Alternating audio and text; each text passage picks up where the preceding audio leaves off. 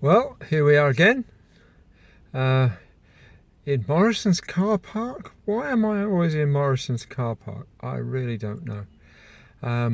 But anyway, another exciting week in the life of a lockdown country. There's an awful lot of things that you can look at these days, which is are very negative.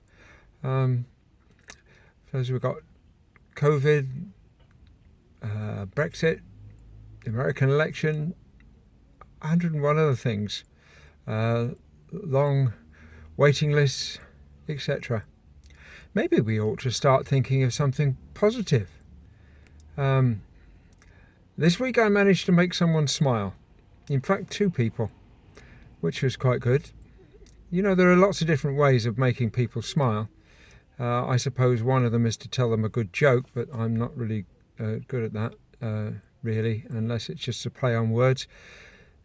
But another one, I suppose, is to be positive and to have a good story, and that's what I've seen this week. Of course, we don't see so many people. We're not bumping into people, so to speak, who are not in our bubble, but it's still a good thing to do, and maybe that's what we need to do. We're only a few weeks from Christmas, whatever that's going to mean. Well, I know what it's going to mean, really. It will be affected by whether we can have parties and whether we can do this and whether we can do that and whether we can have 19 people around our dinner table or stuff like that. But Christmas is Christmas. Christmas is the exciting time when we celebrate the coming of Jesus. And I don't see why we can't do that on Zoom. Why can't we do that just by cheering people up? Why can't we do that by the way we are and the way we talk and the things that we say? This is a special time. And a lot of the usual Christmas stuff is not going to be around this year. Parties, going out for large dinners down the pub or whatever we do normally at Christmas. We're going to have to do some different things, and maybe this is a good Christmas for us to concentrate on what Christmas really is about.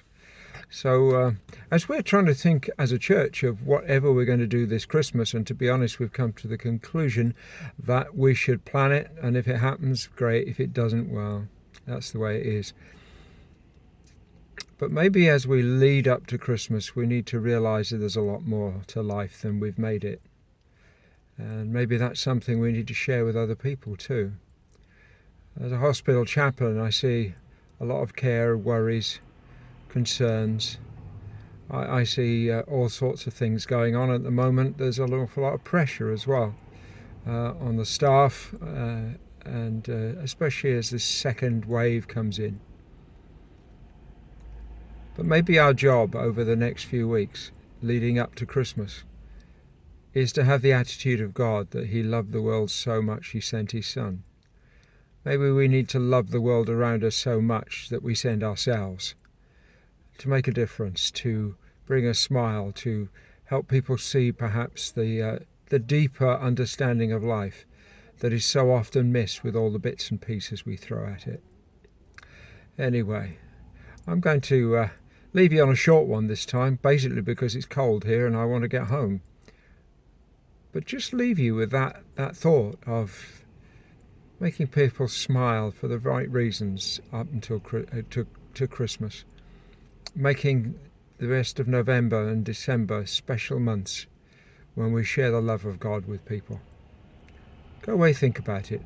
Ask God how you can do it. Tell him you want Him to make appointments and things for you that you can go and do just that. All right. Well, I'll talk to you again next week. Apparently we're going to have a very wet weekend, so whoopee. But we'll see. We'll see what happens. God is good to us. Let's be good to the world around us. Okay. Bye.